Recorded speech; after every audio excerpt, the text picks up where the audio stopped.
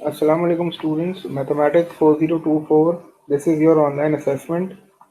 In this video, we'll be looking at the solutions of the questions which were asked in your online assessments. This is Mathematics 4024 and this assessment was of 20 marks and there were 9 questions all in total. Few were MCQs, but the MCQs were also required to do some working. And some questions were related to add file in which you have to solve a question on a paper and then you have to attach your working. And it was a 20 mark assignment and the topic of this assignment was coordinate geometry. So we are starting with the solutions. The first question was an MCQ based question. In this question, abscissa of a point is positive in. So first of all, you have to identify what is basically this abscissa. Abscissa is the value of the x. We have an ordered pair comprising of two values. The first is x and the second one is y. The value of x is called abscissa and the value of y is called ordinate. So the question is we have to tell in how many quadrants the value of abscissa is positive. So we know that there are four quadrants. The first quadrant has the positive values of x and also the positive values of y. This is basically the second quadrant in which the values of x are negative but the values of y are positive. This is the third quadrant in which both the value of x and y are negative. And this is the fourth quadrant in which the value of x is positive but the value of y is negative. So the question is we have to tell the abscissa of a point is positive. So we can see that the x value is positive in the first quadrant and in the fourth quadrant. So the option will be first and the fourth quadrant. The next question was if x plus 2 comma 4, this is basically an ordered pair, is equals to bracket 5 comma y minus 2, then the coordinates x and y. We have to find the value of x and y. Since this is an equal to sign between the two ordered pairs, so we can say that the value of x will always be equal to the value of x in the other ordered pair. So we can solve it like this. We can write x plus 2 and then we will write equals to 5 because there is a sign of equals to and the value of x will be equals to 3, and in order to get the value of y we will apply the same concept. 4 will be equals to y minus 2 and this negative 2 will be shifted on the other side and it will get positive. So the value of y will be equals to 4 plus 2, that is equals to 6. So the value of x and y will be 3 comma 6.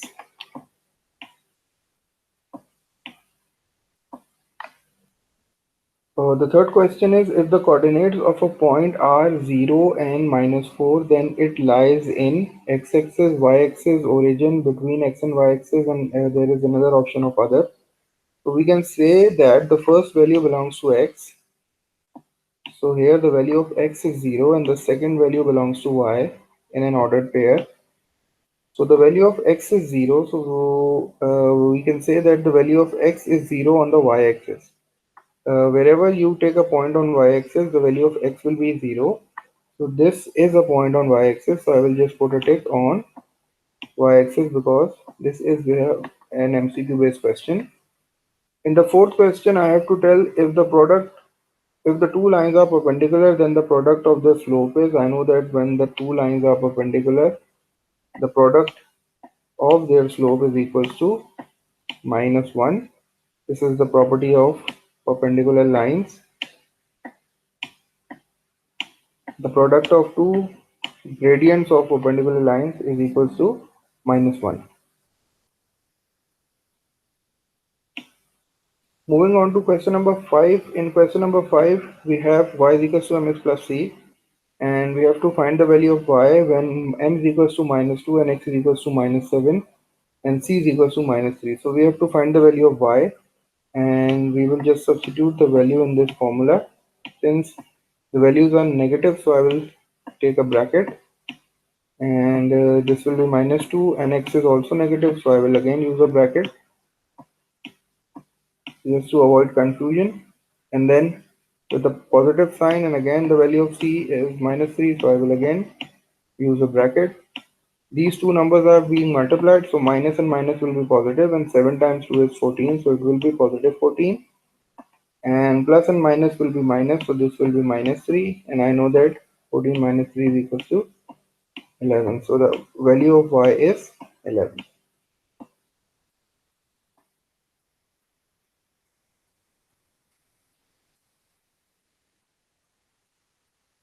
So this is question number 1, question number 2, question number 3, question number 4. Now we are moving on to question number 6. In this question, we have been given with two coordinates. The first one is A, that is 5 and 23. And the second one is B, minus 2 and 2 are 2 points. We have to find the coordinates of the midpoint of the line AB. So these are the 2 points. They are joining to form a line, and we have to find the midpoint of this line. So first of all, I will write the formula for the midpoint. The formula for the midpoint is a point, so it will always be our answer will always be in the form of a point. And I know that I have to add up the x values. I will add up the x values. The x values are 5 and minus 2. So 5 minus 2 will be equals to 3. And I will divide this sum by 2.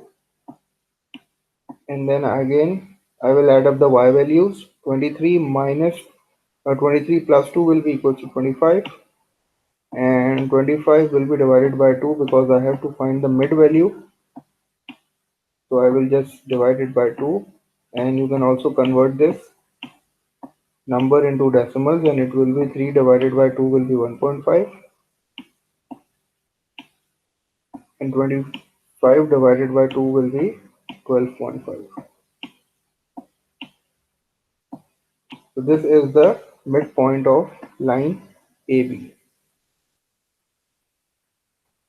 So moving on to some more questions.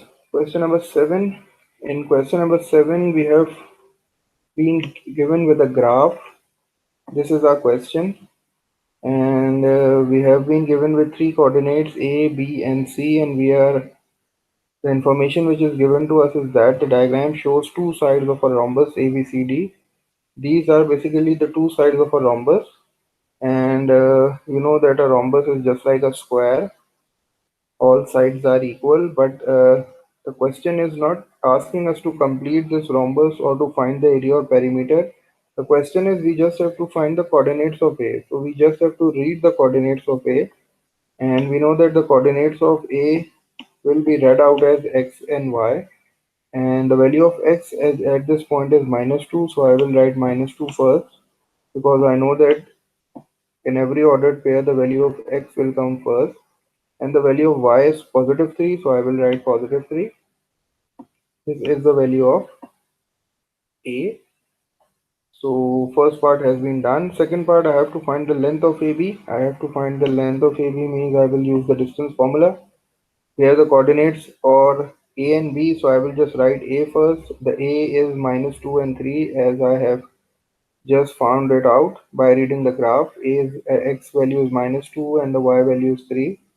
And the value of B, I will also write the coordinates of B again in the form of x and y. So the value of x is minus 1, so I will write minus 1 first. And then again, the value of y is also minus 1. I know that the values of y as we go down are negative. So the b is minus 1 and minus 1. So I will just label them, since this is my first point, so I will label it as x1 and y1. This is my second point, so I will label it as x2 and y2, and just I need to put the values in the formula. The formula is square root of x2 minus x1 whole square plus y2 minus y1 whole square. The value of x2 is minus 1, so I will write minus 1 in place of x2, then the negative sign of the formula, and then the negative sign of x1 as well. So minus minus will be positive, and this will be plus 2 whole square, plus the value of y2 is minus 1, and the value of y1 is 3. So minus 1 minus 3 will be minus 4, and square of minus 4 will be 16, and minus 1 plus 2 will be positive 1, and square of 1 will be 1. So 1 plus 16 is equals to 17, and you can calculate this. You can calculate the square root of 17 by using a calculator. You will get the answer 4.12 units. So this is the length of side AB, and I just use the distance formula because the distance formula and the length formula are basically the same. In question number 8, I have to find the equation of a line. The question is given to me x-axis and y-axis, and there is a line L which cuts the y-axis at point 3. So this is my first point, which has been given as 0 and 3. Since this point is on y-axis, so the value of x will be 0. And the second point is 4 and 11, which has been given to me. So 2 points have been given to me. The value of x1 is 0. The value of y1 is 3 because this is my first point, so I will label it as x1 and y1. So x1 is 0, y1 is 3, x2 is 4, and y2 is 11. And since I have to find the equation of a line, so I will be needing two things. The first one is the slope, and the second one will be the y-intercept. And I know how to find out the slope when two coordinates are given. Simple, just use the formula y2 minus y1 upon x2 minus x1. The value of y2 is 11 and the value of y1 is 3. So 11 minus 3 upon x2 is 4 and x1 is 0. So 4 minus 0. 11 minus 3 is 8 and 4 minus 0 is 4. 8 divided by 4 is 2. So the slope of this line L is 2. And I just need to find the y-intercept. And I know that since this line is cutting the y-axis at point at 3, so the value of y is basically the y-intercept. I don't need to have to show all this working. I can read this point from the graph as well, but I have shown it with the working as well. And in order to find c, I just need to pick one point and use the equation y is equals to mx plus c to find the value of c. The value of c is coming out to be 3 from the formula as well, and you can also read it from the graph because y-intercept is that point, is that value of y at which our line is intersecting the y-axis. So this is the place where the line is intersecting the y-axis, and the value of y at this place is 3. So the y-intercept is basically 3. And I just need to put the values in the equation. Y is equals to mx plus c. Y will be as it is, equals to, in place of m, I will write 2 x and then plus the value of c will be 3. This is the required equation. This is the answer of part A. This is the equation of the line L. Find the equation of the line L in the form of y is equals to mx plus c. I have done it. And in the next part, I have to find, the question is telling me that there is another line, that is P, and line P is perpendicular to line L. So this is line L, and there is another line. I don't have to draw it. I am just showing you. This is a line. This is basically my line P, which is perpendicular to line L. I don't need to draw this line. I just have to tell the gradient of this line.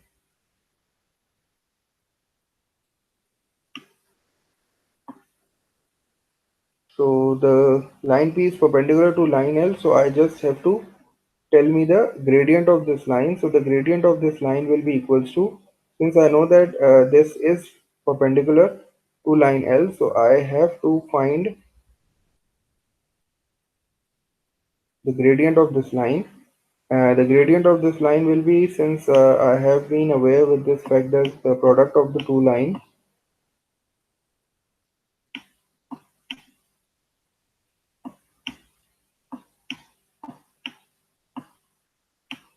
is equals to -1. So I will just use this. Line L has a gradient of 2.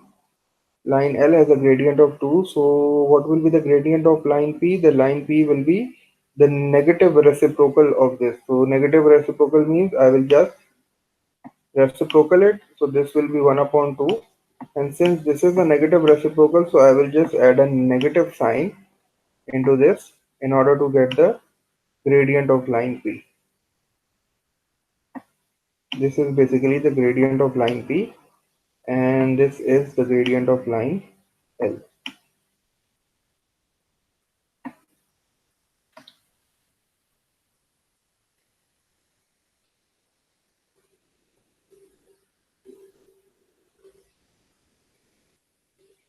Moving on to the last question.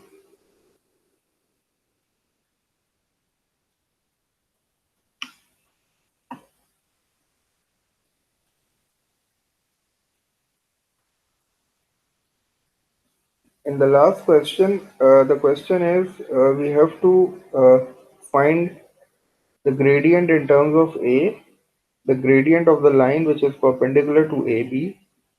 2 points have been given to us. The first point is A, that is A 2A minus 1. This is point A. And point B is also given, which is 2A plus 4, comma 3A plus 9, where A is a constant, A is any number. In the first part, we have to find in terms of A, the gradient of a line perpendicular to AB. Find in terms of A, the gradient of a line perpendicular to AB. And in the second part, we have been given with the distance AB equals to square root of 260, and we have to find the possible values of A. So we have two parts of this question. In the first part, we have to find the gradient, and we have to find the gradient of a line that is perpendicular to AB. So we will be first finding the gradient of AB, then we will apply the concept of perpendicular lines to find the gradient of that line. So since A and B have been given to me, so I will just label them. Since this is the first point, so I will label it as x1 and y1. This is the second point, I will label it as x2 and y2. The value of x1 is A, the value of y1 is 2a minus 1, x2 is 2a plus 4, and y2 is 3a plus 9. And I know that the formula for the gradient is y2 minus y1, so I will just replace the value of y2.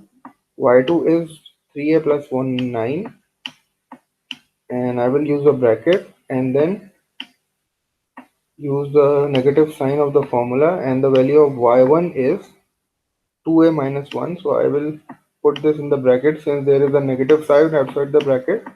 So I will use a bracket over here as well. And x2 minus x1, x2 is 2a plus 4,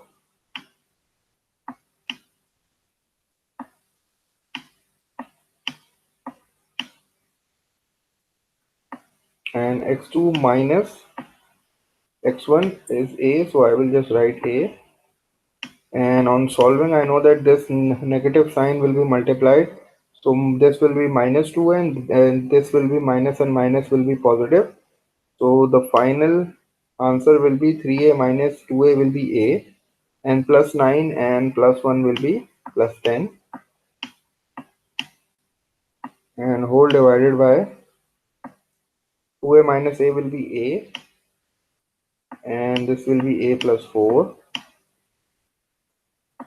So this is the gradient of the line in terms of A, but we have to find the gradient of a line which is perpendicular to this line.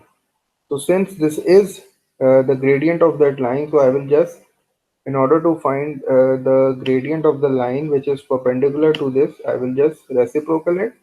Reciprocal means I will just shift the denominator into the numerator, and the numerator will be going into the denominator. This is basically the reciprocal. And since I have to take the sign opposite, so I will just use a bracket like this, and I will just write a negative sign like this. Or if you want to multiply this negative sign, you can also multiply it, and you can write it like this: minus a minus 4 upon a plus 10, because this negative sign will be multiplied with the numerator only. So this will be the gradient of the line that is perpendicular to this line. And in the second part, I have to find the value of a, and the distance has been given to me, so I will use the distance formula. And this is the working of this question. I will be using the length formula: x2 minus x1 whole square plus y2 minus y1.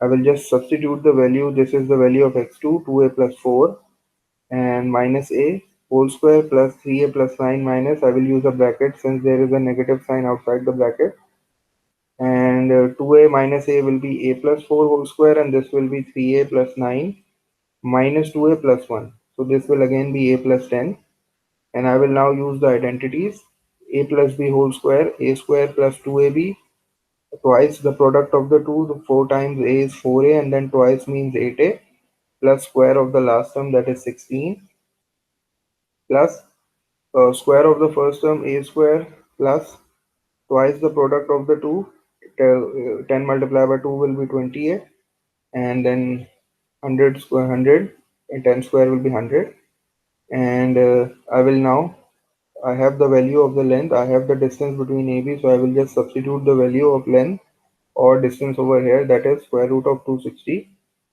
and I will just add them. A square and A square will be 2A square, 8A and 20A will be 28A, and 16 plus 100 will be 116.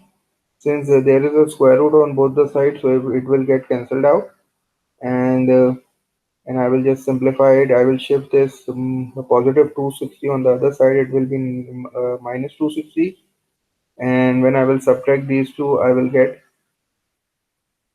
there is, this is basically 116, and this will be,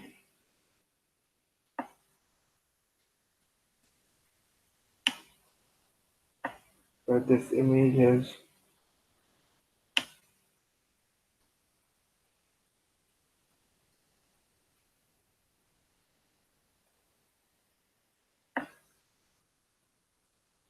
I will just make it more clear. Okay, so there is a slight error in this. When I will shift this, this will become 116, and when it will be subtracted, it will give me minus 144, and I can take 2s common. So when I will take 2s common, so this will be a square plus 14 and minus 72. This will again be minus 72. I have shifted this 2 on the other side. It will be divided by 0, and it will be 0. And now I can apply the middle term breaking method. 18a minus 4a will be the two factors. And then after taking common, this will be negative. And when I will take negative as common, this will be positive. So that both the brackets are same now. I will just take the bracket as common, and after solving, the two values of a will be 4n minus 18. So this was the solution of the online assessment, and the assessment was very much easy, and it was all about coordinate geometry. And you know that coordinate geometry is an easy topic. It's just all about the formulas. You just have to pick the right formula, and you have to follow the basic steps. You have to follow the small steps, and by performing all the working, you can get the required answer.